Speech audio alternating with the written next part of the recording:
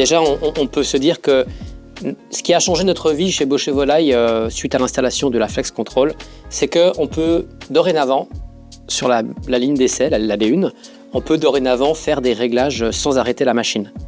En fait, et ça change complètement le regard sur le réglage. On est quand même beaucoup plus performant. Là-dessus, en fonction, en fin de compte, des différents lots qui peuvent venir au niveau de la découpe, les régleurs peuvent adapter, en fin de compte, chaque format de ligne au lot en cours, suivant sa morphologie, quoi.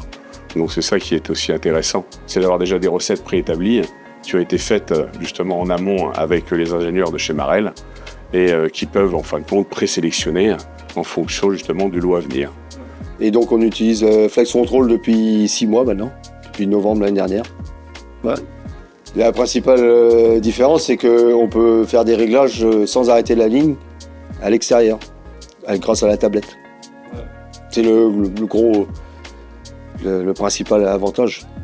Et on n'a plus les réglages de fin de course pneumatiques comme on avait avant, ou changement de fin de course, comme il y a sur les autres lignes FHF. Non, parce que je dirais que la tablette ou ce genre d'outil fait quand même partie de notre quotidien. Je pense qu'on a quand même tous un portable, on a, le monde se développe et c'est vrai que peut-être que la tablette aujourd'hui fait moins peur qu'avant, peut-être. Et en tout cas, elle est mieux accueillie dans les ateliers et de plus en plus, je trouve. On sait qu'avec un IHM, on est obligé d'aller dans un endroit fixe et on n'est pas forcément devant le module. Donc il fallait au moins 2 personnes pour pouvoir faire les réglages, ce qui n'est pas le cas avec la tablette. Et derrière, en fin de compte, je pense que c'est quand même beaucoup plus aisé, même pour la partie diagnostic, de pouvoir faire en temps réel devant le module les actions. Donc la tablette est indéniablement, en fin de compte, la solution qui était à apporter en complément, en fin de compte, de l'ensemble de la partie nouveauté qui avait été mise sur la FHF Flex Control. On arrive à avoir des réglages beaucoup plus fins sur les modules maintenant, c'est que le travail, la machinabilité du poulet est beaucoup plus accrue. Donc derrière, en fin de compte, l'ensemble des actions qui doivent être faites sur la partie contrôle des filets, après le séparateur de filets par exemple, on voit qu'il y a le rendement en lui-même s'est accru. Derrière, au niveau, en fin de compte, du poste des aiguillettes, on voit aussi la même chose, c'est que l'ensemble du travail, en fin de compte, étant plus précis, est beaucoup plus efficace et donne, en fin de compte, moins de charge au niveau des opérateurs sur ligne. Et c'est vrai que les régleurs, aujourd'hui, appellent moins souvent le service technique parce qu'ils se sentent plus aussi autonomes, en confiance, et ça, c'est important. Par rapport à ça, nous arrivons à savoir si, en fin de compte, un porte-produit en particulier peut mettre en défaut l'ensemble de la ligne. Ce qui a été fait en même temps sur la ligne Flex Control, c'est à un endroit précis pour le changement de ce cône.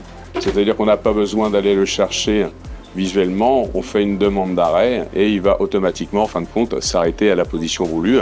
Et comme ça, après, pour le régleur, ça lui permettra en même temps aussi plus facilement, comme le technicien de maintenance, de faire le changement, en fin de compte, de ce porte-produit. Quand il y a des défauts comme style des portes qui sont ouvertes ou des arrêts d'urgence qui sont enclenchés, ça nous permet on voit tout de suite où il faut intervenir.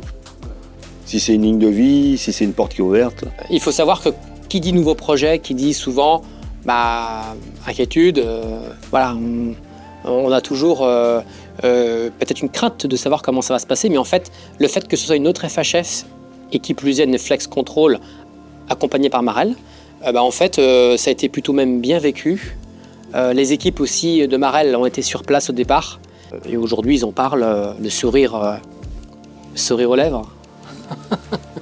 Ce que je dirais, c'est que pour la partie R&D, j'ai bien aimé le travail qui a été fait, surtout d'échanges avec les ingénieurs de chez Marel, toujours ouverts à la discussion et sur, en fin de compte, nos besoins et derrière, en fin de compte, avec énormément d'explications. Donc, merci pour ça. En tout cas, l'avenir, nous, on compte le bâtir avec Marel. Forcément.